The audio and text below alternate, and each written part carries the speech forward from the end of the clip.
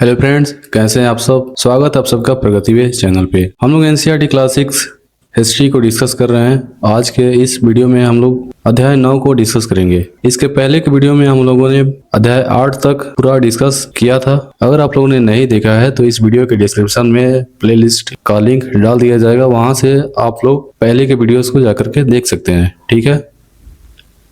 इस अध्याय का जो शीर्षक है वो है नए साम्राज्य और राज्य। तो इस अध्याय में हम पढ़ने वाले हैं प्रशस्तियां क्या होती थी, प्रशस्तियां का अर्थ क्या होता था, समुद्रगुप्त के बारे में जानेंगे और गुप्त वंश के बारे में भी समझने का प्रयास करेंगे।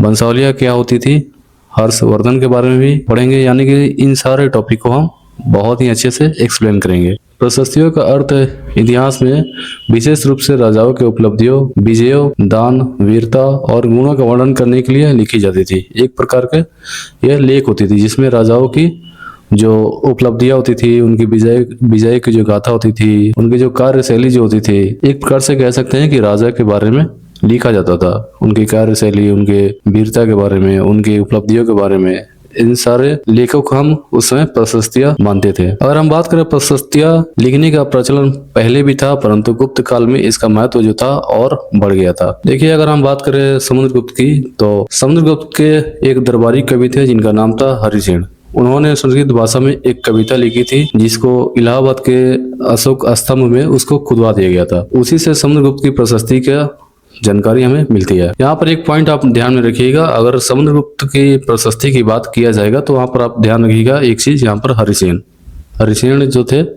उन्होंने ही समुद्रगुप्त की प्रशस्ति की रचना की थी, जो कि इनके दरबारी कवि हुआ करते थे। अब बढ़ते हैं एक तरफ कि समुद्रगुप्त की प्रशस्तियां क्या कहती थी। तो देखिए, समुद्रगुप्त की जो प्रशस्ति थी, यहाँ पर अभी आपने देखा कि इन प्रशस्ति की रचना की थी वो हरिसेन ने की थी। उनकी प्रशस्ति में क्या क्या लिखा है उनके बारे में, इनको हम एक बार समझते हैं। कवि हरिसेन ने प्रशस्ति में राजा को एक योद्धा बताया है, युद्धों को जीतने वाला बताया है, विद्वान तथा एक उत्कृष्ट कवि के रूप में भरपूर प्रशंसा की है। यहाँ तक कि उसे ईश्वर के समान भी बताया गया है। देखिए, यहाँ पर कवि ने उनकी प्रशस्ति में लिखा है कि जो समुद्रगुप्त जो राजा थे वो एक महान योद्धा थे, उनको युद्ध को जीतने वाला बताया गया है, वो एक विद्वान थे और उत्कृष्ट कवि के रूप में भी बहुत ही ज्यादा प्रशंसा की गई है, और यहाँ तक कि उन्हें ईश्वर का रूप भी बताया गया है। देखिए, कवि जो होते थे राज दरबार में बहुत ज्यादा प्रशंसा करते थे, एक्स्ट्रा बहुत बढ़ा चढ़ा करके वो राजा की प्रशंसा करते थे, क्योंकि वो राजा के अंडर ही रहते थे और राजा के कार्य क्षेत्र में ही रहते थे, तो इसलिए वो राजा की बहुत ही ज्यादा प्रशंसा करते थे। अब देख लेते हैं आगे। हरिसेन ने उस प्रशस्ति में 4 विभिन्न राजाओं के बारे में भी लिखा है, जो कि समुद्रगुप्त और उन राजाओं के नीतियों का वर्णन करता है। यहाँ पर देख लेते हैं चारों जो नीतियां हैं उसको एक एक करके समझने का प्रयास करते हैं।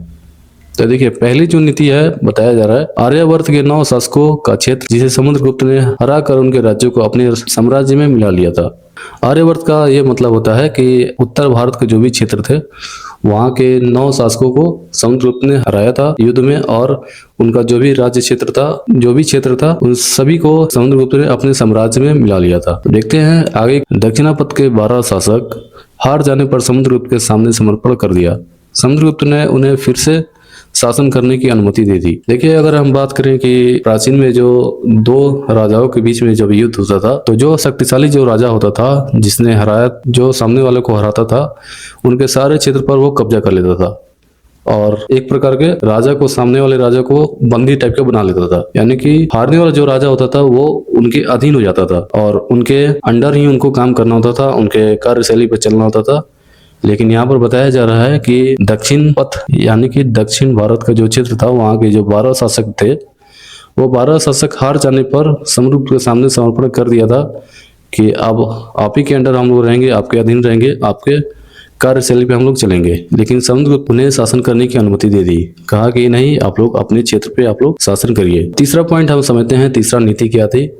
असम, तटीय बंगाल, नेपाल और उत्तर पश्चिम के कई गण या संघ समुद्रगुप्त के लिए उपहार लाते थे, उनकी आज्ञाओं का पालन करते थे तथा उनके दरबार में उपस्थित हुआ करते थे। देखिए, यहाँ पर बात किया जा रहा है असम, तटीय बंगाल और नेपाल और उत्तर पश्चिम के कई सारे गण या संघ समुद्रगुप्त के लिए उपहार लाते थे, उनकी आज्ञाओं का पालन करते थे, उनके अधीन रहते थे, उनके दरबार में उपस्थित हुआ करते थे, यानी कि उनके कार्यशैली पर वो लोग चलते थे। यहाँ पर देखिएगा, बात किया जा रहा है गण या संघ की।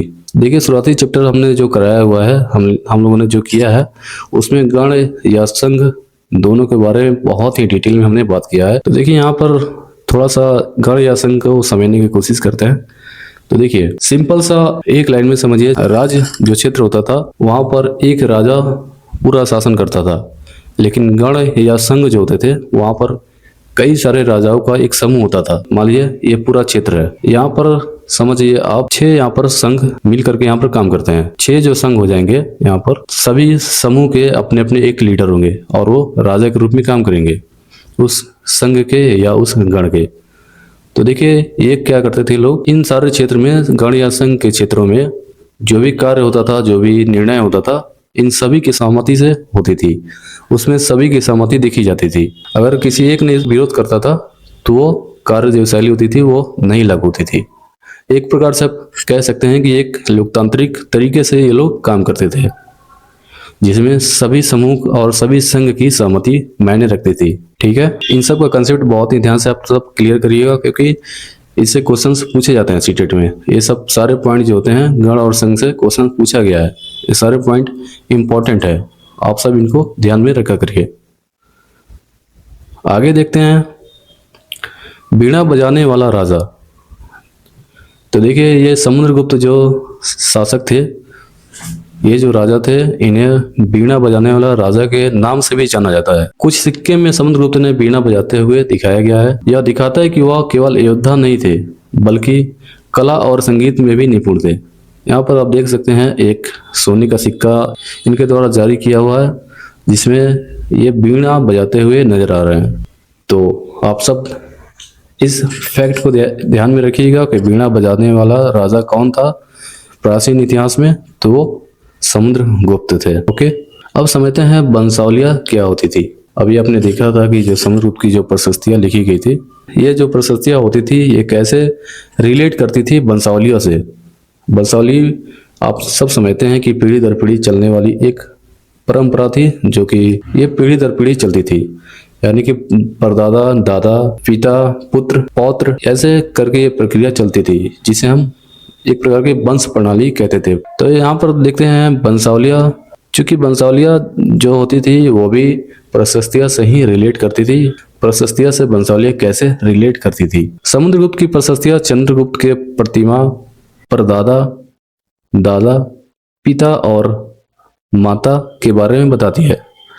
उनकी माँ कुमार देवी लिच्छवी गण की थी और पिता चंद्रगुप्त जो थे वो महाराजा धीराज गुप्त वंश के पहले शासक थे। देखिए यहाँ पर बात करिएगा लिच्छवी गण की, तो हमने शुरुआती चैप्टर में इसके बारे में बहुत ही डिटेल में हमने बात किया हुआ है। तो देखिए यहाँ पर बात किया जा रहा है कि समुद्रगुप्त की जो प्रशस्तियां होती थी उनमें उनके परदादा, दादा और पिता और माता के बारे में बताई जाती है। गुप्त वंश के जो संस्थापक माने जाते हैं वो चंद्रगुप्त ही माने जाते हैं, जो कि गुप्त वंश से पहले शासक थे। आगे देखते हैं समुद्रगुप्त के जो बेटे थे चंद्रगुप्त द्वितीय की वंशावली अभिलेखों तथा सिक्कों से भी समुद्रगुप्त के बारे में पता चलता है। चंद्रगुप्त द्वितीय ने पश्चिमी भारत के सैन्य अभियान में अंतिम शक शासक को हराया था। ऐसा माना जाता है कि उनका दरबार विद्वानों से भरा था। देखिए समुद्रगुप्त की प्रशस्ति में उनके बेटे के भी बारे में जानकारी हमें मिलती है। उनके बेटे का नाम था चंद्रगुप्त द्वितीय। चंद्रगुप्त द्वितीय जो थे, जो कि समुद्रगुप्त के जो बेटे थे, उन्होंने पश्चिमी भारत में कई सारे सैन्य अभियान भी चलाए थे और पश्चिमी भारत में एक अंतिम शासक था, बहुत ही विद्वान था और बहुत ही शक्तिशाली था, उसको चंद्रगुप्त द्वितीय ने हराया था। ऐसा माना जाता है कि चंद्रगुप्त द्वितीय का जो दरबार था वो बहुत ज्यादा विद्वानों से भरा हुआ था। बहुत ज्यादा विद्वान लोग उनके दरबार में रहा करते थे, ऐसा वंशावलियों से हमें पता चलता है। अब हम देखते हैं हर्षवर्धन के बारे में। हर्षवर्धन के बारे में हमें उनकी जीवनी हर्षचरित से पता चलता है। इसकी रचना उनके दरबारी कवि वाम भट्ट ने संस्कृत में की थी। इसमें हर्षवर्धन की वंशावली देते हुए उनके राजा बनने तक का वर्णन किया गया है। तो यहाँ पर एक पॉइंट आप ध्यान में रखिएगा, जब भी हर्षचरित की बात की जाएगी, जो कि हर्षवर्धन की रचना थी,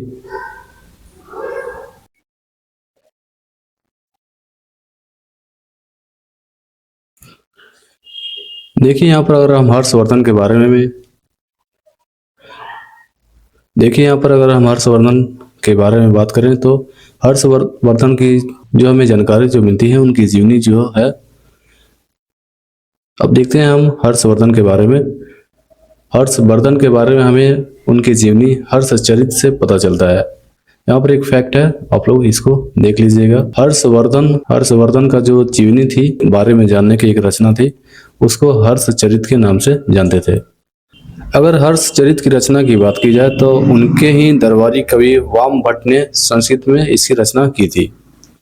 देखिए यहाँ पर एक पॉइंट और आप एक फैक्ट याद रखिएगा, हर्षचरित की जो रचना थी वो हर्षवर्धन के दरबारी कवि जो वाम भट्ट थे उन्होंने ही किया था। यह पॉइंट याद में रखिएगा। इसमें हर्षवर्धन की वंशावली देते हुए उनके राजा बनने तक का वर्णन किया गया है। आगे देखते हैं चीनी यात्री स्वेन त्सांग हर्ष के दरबार में रहे और वहां जो कुछ देखा उसका विस्तृत वर्णन दिया है। चीन के एक बहुत ही महत्वपूर्ण यात्री थे जिनका नाम था स्वेन त्सांग। हर्ष के शासनकाल में ही ये भारत आए थे। आप इस फैक्ट को ध्यान में रखिएगा। और उन्होंने हर्ष के दरबार में जो कुछ भी देखा उसका विस्तृत वर्णन भी उन्होंने किया था। हर्ष अपने पिता और बड़े भाई की मृत्यु के बाद थानेसर के राजा बने। देखिए यहाँ पर कहा जा रहा है कि हर्ष अपने पिता और बड़े भाई की मृत्यु के बाद थानेसर के राजा बने थे। जब बंगाल के शासक ने उनके भाई को एक साजिश के तहत उनकी हत्या कर दी थी, उनके भाई की, तो हर्ष ने कन्नौज को अपने अधीन कर लिया। उनके भाई जो थे वो कन्नौज के शासक थे। तो बाद में हर्ष ने क्या किया था कि कन्नौज को अपने अधीन कर लिया था। अधीन करने के बाद उन्होंने बंगाल पर आक्रमण कर दिया, जो कि बंगाल के शासक ने ही उनकी भाई की एक साजिश के तहत हत्या की थी। बंगाल को हरा भी दिया। हर्ष ने मगध को और बंगाल को जीत करके पूर्व में पूरी तरह से सफलता हासिल कर ली थी। ये जो सारे क्षेत्र जो थे, मगध जो था, बंगाल जो था, ये सारे पूर्व के क्षेत्र में ये सब पड़ते थे। परंतु नर्मदा नदी को पार कर दक्कन की ओर बढ़ने पर चालुक्य नरेश पुलकेशिन द्वितीय ने उन्हें रोक दिया। ये सारे क्षेत्र जीत करके जब उन्होंने नर्मदा नदी को पार करना चाहा, यानी कि दक्कन का एक क्षेत्र, और नर्मदा नदी के पार कर जब उन्होंने दक्कन की ओर बढ़ना शुरू किया तो वहां पर एक चालुक्य एक नगर पड़ता था जो कि वो भी काफी शक्तिशाली था। वहां के नरेश थे पुलकेशिन द्वितीय, उन्होंने ही उन्हें रोक दिया। अब हम जानते हैं पल्लव, चालुक्य और पुलकेशिन द्वितीय के बारे में कि उनके बारे में जो प्रशस्तियां लिखी गई है वो क्या बताती है उनके बारे में। इसको हम तो देखिए, इस काल में जो दक्षिण भारत जो था वहाँ के जो सबसे महत्वपूर्ण राजवंश जो हुआ करते थे वो पल्लव और चालुक्य हुआ करते थे। पल्लवों का राज उनकी राजधानी कंचीपुरम के आसपास के क्षेत्रों से लेकर कावेरी नदी के डेल्टा तक फैला था, जबकि चालुक्यों का राज कृष्णा और तुंगभद्रा नदी के बीच स्थित था। देखिए यहाँ पर बात किया जा रहा है कि पल्लवों की बात किया जा रहा है, तो पल्लवों का जो राजधानी हुआ करती थी उस समय वो कांचीपुरम को मानी जाती थी। और कांचीपुरम के आसपास के जितने भी क्षेत्र थे, वहां से लेकर के कावेरी नदी के डेल्टा तक फैला जितना भी क्षेत्र था, उन सभी पे पल्लवों का राज हुआ करता था, यानी कि वो सब पल्लवों के अंडर ही आता था। वहीं पे अगर हम बात करें चालुक्य की, तो चालुक्य जो राजवंश जो था उनका जो शासन था वो कृष्णा नदी और तुंगभद्रा नदी के बीच स्थित सारे क्षेत्रों पर था। आगे देखते हैं, चालुक्यों की राजधानी जो थी वो अहल थी। एक प्रमुख व्यापारिक केंद्र हुआ करता था जो एक धार्मिक केंद्र भी बन गया, जहाँ कई मंदिर थे। पल्लव और चालुक्य एक दूसरे के समृद्ध शहर राजधानियों को निशाना बनाते रहते थे। पल्लव और चालुक्य एक दूसरे की समृद्ध शहर राजधानियों को निशाना बनाते रहते थे। देखिए, पल्लव और चालुक्य जो राजवंश थे, इन दोनों में काफी मतभेद हुआ करते थे। उस समय काफी कड़वाहट भी हुआ करती थी, इन दोनों में नहीं बनती थी। ये दोनों क्या करते थे कि इनके जो राज्य क्षेत्र के अंदर जो भी विकसित जो शहर होते थे, उन्हीं को ये लोग टारगेट करते थे, उन्हीं को ये लोग निशाना बनाते थे। आगे देखते हैं, सबसे प्रसिद्ध चालुक्य राजा जो थे वो पुलकेशिन द्वितीय थे। यहाँ पर देखिए, पुलकेशिन द्वितीय वही पुलकेशिन द्वितीय है जिन्होंने हर्षवर्धन को रोका था। ये चालुक्य जो वंश था उनके बहुत ही फेमस और बहुत ही शक्तिशाली राजा हुआ करते थे। पुलकेशिन द्वितीय के दरबारी कवि जो थे रवि कीर्ति द्वारा रचित प्रशस्ति से हमें उनके पूर्वजों यानी कि उनके 4 पीढ़ियों के बारे में हमें पता चलता है। उनका राज्य जो था वो उनके चाचा से प्राप्त हुआ था। उनके पूर्व तथा पश्चिम दोनों समुद्र तटीय इलाकों में अभियान उन्होंने हर्ष को आगे बढ़ने से रोका था पल्लव राजा के ऊपर आक्रमण आदि के बारे में पता चलता है। तो देखिए यहाँ पर बात की जा रही है, जो पुलकेशिन द्वितीय जो थे उनकी प्रशस्ति की जो रचना की गई है, उनके ही दरबारी कवि थे जिनका नाम था रवि कीर्ति। ये पुलकेशिन द्वितीय के दरबारी कवि हुआ करते थे। इन्होंने ही पुलकेशिन द्वितीय की प्रशस्ति की रचना की थी और उस प्रशस्ति में उन्होंने बताया कि उनके पूर्वजों के बारे में उन्होंने बताया था कि उनके पिछली 4 पीढ़ी के बारे में उन्होंने लिखी थी इस प्रशस्ति में। और इस प्रशस्ति में उन्होंने लिखा है कि उनका जो राज्य जो उनको मिला था वो उनके चाचा से प्राप्त हुआ था। उनके पूर्व तथा पश्चिम दोनों समुद्र तटीय इलाकों में अभियान उन्होंने हर्ष को आगे बढ़ने से रोका था। पल्लव राजा के ऊपर आक्रमण आदि के बारे में पता चलता है, इन्होंने ही हर्ष को आगे बढ़ने से रोका था, जो कि हर्ष उस समय काफी ज्यादा शक्तिशाली थे और बहुत सारे क्षेत्रों को वो अपने कब्जे में और युद्ध नीति के द्वारा जीतते हुए आगे बढ़ रहे थे। तो उनका जो जीत का जो रथ था वो पुलकेशिन द्वितीय ने ही रोका था। और पल्लव के एक राजा हुआ करते थे, उनके ऊपर जो आक्रमण हुआ था वो पुलकेशिन द्वितीय ने ही किया था। इन सभी की जानकारी इनकी प्रशस्ति से मिलती है हमें। आगे देखते हैं, अंततः पल्लव और चालुक्यों को राष्ट्रकूट तथा चोल वंशों ने समाप्त कर दिया। देखिए आगे चल करके हमें प्रशस्ति से पता चलता है कि पल्लव और चालुक्य दोनों की जो राष्ट्रकूट जो नीति थी उनको चोल वंशों ने समाप्त कर दिया था। देखिए आगे देखते हैं कि जितने भी ये राजा के बारे में अभी हमने देखा, जितने भी वंश के बारे में भी पढ़ा, अब यहाँ पर बात किया जा रहा है कि इन सभी राज्यों के प्रशासन कैसे चलता था। तो देखिए प्रशासन की प्राथमिक इकाई जो होती थी वो गांव होती थी। भूमि कर के अलावा राजाओं ने आर्थिक, सामाजिक, राजनीतिक या सैन्य शक्ति रखने वाले लोगों का समर्थन जुटाने के लिए कई कदम उठाए थे। देखिए प्रशासन की जो प्राथमिक जो अवस्था मानी जाती थी वो गांव को मानी जाती थी और इनके राज्य में भूमि कर के अलावा, भूमि कर जो लिया जाता था उसके अलावा इन्होंने आर्थिक, सामाजिक और राजनीतिक जैसे सैन्य शक्ति रखने वाले लोगों का भी समर्थन इन्होंने जुटाने के लिए कई कदम उठाए थे। देखिए यहाँ पर बात किया जा रहा है प्रशासनिक पद जो थे वो अनुवांशिक। अनुवांशिक का अर्थ ये होता है कि पिता की जगह पर पुत्र को वही सेम पद दे दिया जाए। अनुवांशिक के मतलब ये भी होता है कि पीढ़ी दर पीढ़ी, यानी कि बाप का जो पद है वो बेटा को मिल जाता था और बेटा का जो पद होता था वो उनके पोता को मिल जाता था। ऐसे ही वंश प्रक्रिया चलती थी जिसे अनुवांशिक कहा जाता है। यहाँ पर देखिए बात किया जा रहा है कि हरिसेन जो थे, अभी हम लोगों ने पढ़ा था इनके बारे में। हरिसेन जो थे उनको एक पद मिल दिया गया था महादंड नायक का, जो कि उस समय मुख्य न्यायाधीश अधिकारी होते थे, जो कि अपने राज्य क्षेत्र में न्याय व्यवस्था को देखते थे। ये जो पद उनको दिया गया था उनके पिता के द्वारा दिया गया था। इस पद पे पहले उनके पिता विराजमान थे, बाद में इनको दे दिया गया था। तो ऐसे ही अनुवांशिक पद वंशानुक्रम चलते थे। कभी कभी क्या होता था कि एक व्यक्ति कई पदों पर कार्य करता था, जैसे कि हरिसेन एक महादंड नायक होने के साथ साथ कुमारामत्य एक महत्वपूर्ण मंत्री होते थे तथा एक संधि विग्राहिक युद्ध और शांति विषय का मंत्री भी था। देखिए यहाँ पर बोला जा रहा है कि कभी कभी क्या होता था इन सभी राज्य क्षेत्रों में कि एक ही व्यक्ति को कई सारे पद दे दिए जाते थे। जैसे यहाँ पर हरिसेन की बात किया जाए तो हरिसेन एक महादंड नायक तो थे ही, लेकिन इसके साथ साथ उन्हें कुमारामात्य और विग्राहिक, कुमारामात्य का जो पद था वो एक महत्वपूर्ण मंत्री का पद था, ये भी इनको मिल गया था। और संधि विग्राहिक का भी एक पद हुआ करता था जो युद्ध और शांति के विषय का मंत्री का पद हुआ करता था। तो ये सारे पद एक ही व्यक्ति को दे दिया गया था, जो कि हरिसेन को। आगे देखते हैं नगर श्रेष्ठी, मुख्य बैंकर या शहर व्यापारी होते थे। नगर श्रेष्ठी जो लोग होते थे वो मुख्य बैंकर या शहर के व्यापारी लोग होते थे। शर्तवाहक व्यापारियों के कफीले का नेता होता था। देखिए शर्तवाहक वे लोग होते थे जो व्यापारियों के काफिले के नेता होते थे। प्रथम कुलिक जो होते थे वो मुख्य शिल्पकार होते थे तथा कायस्थों लिपिकों के प्रधान होते थे। लिपिक वो लोग होते थे जो कि लिखने का उस समय काम करते थे। कायस्थ उन्हें बोला जाता था जो लिपिकों के प्रधान होते थे। ये बहुत सारे इंपॉर्टेंट कुछ पद दिए गए हैं। जैसे लोगों का शासकीय प्रशासन में बहुत बोलाबाल था। इन सारे जो जो पद के अभी हम लोगों ने देख रहे हैं, इन सारे पदों का बहुत ही ज्यादा बोलबाला था। जो राज्य के जो प्रशासन हुआ करते थे, यानी कि ये लोग ही ज्यादातर मुख्य अतिथि ये लोग होते थे उस समय। इन लोगों का जो भागीदारी होती थी वो बहुत ही अहम होती थी उस समय।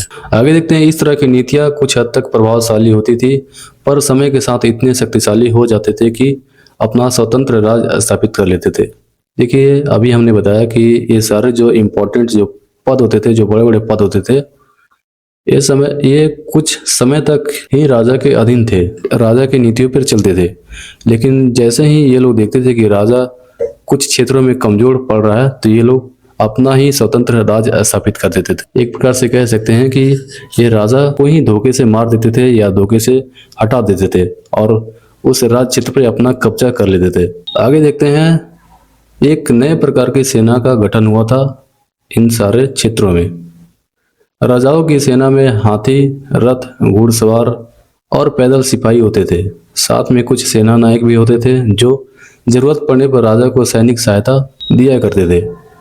इनको वेतन की जगह भूमिदान दिया जाता था, जिससे कर वसूल कर वे सेना तथा घोड़ों की देखभाल करते थे और युद्ध के लिए हथियार जुटाते थे। इस तरह के लोग सामंत कहलाते थे। शासक के दुर्बल होते ही सामंत स्वतंत्र होने की कोशिश करते थे। देखिए, यहाँ पर बात किया जा रहा है कि एक नए प्रकार की सेना होती थी। राजाओं के लिए उस समय हाथी, रथ और घुड़सवार और पैदल सिपाही की व्यवस्था की जाती थी, जो कि युद्ध क्षेत्र में ये सारे लोग साथ में जाते थे।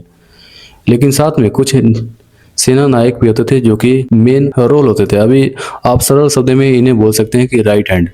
राजा के जो बहुत ही भरोसेमंद जो अधिकारी होते थे, बहुत ही भरोसेमंद जो आदमी होते थे, जिन पर राजा बहुत ज्यादा विश्वास करते थे, वे लोग सेना नायक होते थे।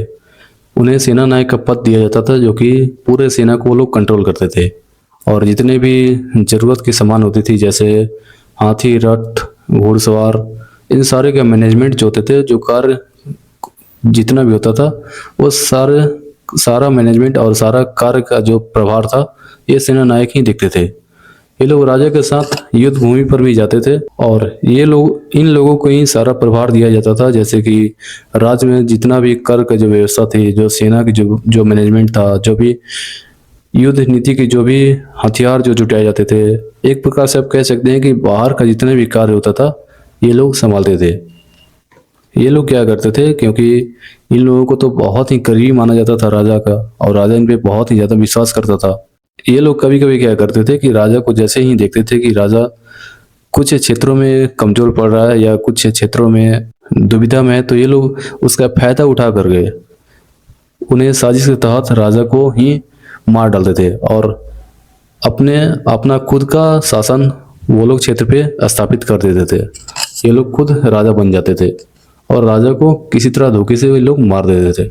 अब देखते हैं आगे दक्षिण भारत के राज्यों में सभाएं। ब्राह्मण भूस्वामी का संगठन, जिसे सभा कहते थे। दक्षिण भारत का जो भी राज्य क्षेत्र थे और जो भी सभाएं थी, उसमें ब्राह्मण और भूस्वामी का एक संगठन होता था, जिसे सभा कहते थे। ये जो सभाएं होती थी, उप समितियों के जरिए सिंचाई, खेतीबाड़ी से जुड़े विभिन्न काम, सड़क निर्माण, स्थानीय मंदिरों की देखरेख आदि का काम करती थी। इन सभाओं पर धनी तथा शक्तिशाली भूस्वामी और व्यापारियों का नियंत्रण हुआ करता था। गैर ब्राह्मण इलाकों में उर नामक ग्राम सभा होती थी। नगरम व्यापारियों का एक संगठन का नाम था। देखिए, ब्राह्मण और भूस्वामी का जो भी क्षेत्र हुआ करता था, वहां पर एक संगठन बनाई जाती थी, जो कि ब्राह्मण और भूस्वामी की संगठन हुआ करती थी, जिसे सभा के नाम से जानते थे। ये सभाएं क्या करती थी कि सिंचाई का काम करती थी, खेतीबाड़ी का काम करती थी और सड़क निर्माण का काम करती थी और स्थानीय जो मंदिर होते थे उनकी देखरेख ये करती थी। इन सभाओं पर धनी तथा शक्तिशाली भूस्वामी और व्यापारियों का नियंत्रण भी होता था। आगे देखते हैं, गैर ब्राह्मण इलाकों में उर नामक ग्राम सभा होती थी।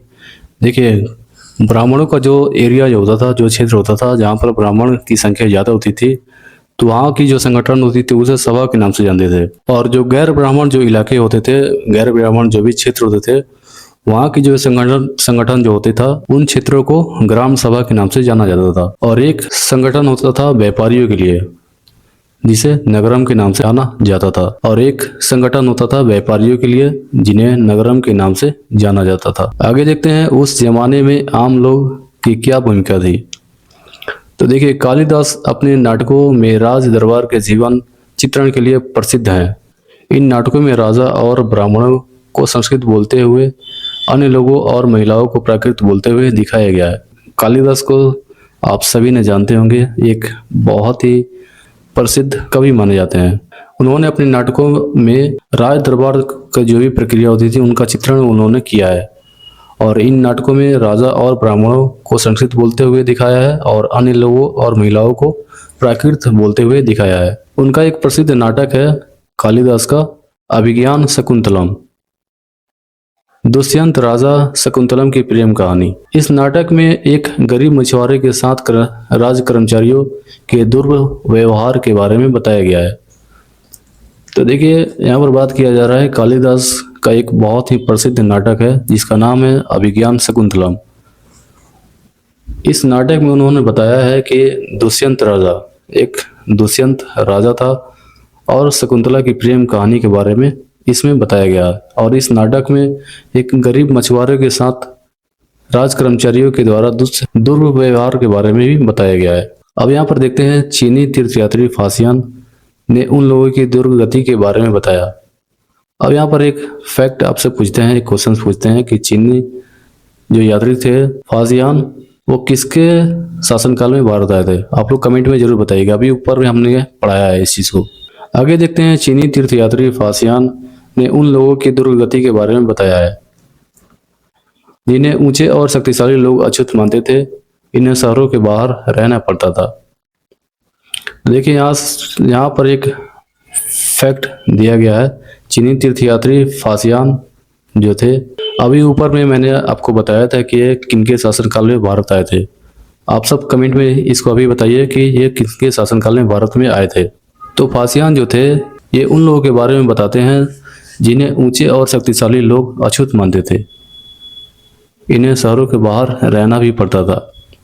तो देखिए, यहाँ पर बात किया जा रहा है कि अछूत वैसे लोगों को माना जाता था जो कि बहुत ही निर्धन होते थे, बहुत ही गरीब होते थे, और उन्हें एक प्रकार का कमजोर वर्ग आप कह सकते हैं, बहुत ही कमजोर वर्ग, उनका कोई भी साधन नहीं था, कोई भी ऐसा समाज में उनके कोई भी जगह नहीं थी, और उन लोगों को शहरों से बाहर भी रहना पड़ता था। ऐसा नहीं था कि मजबूरी में वो लोग रहते थे, उन्हें जानबूझ करके उन्हें बाहर रखा जाता था क्योंकि लोग उन्हें अछूत समझते थे।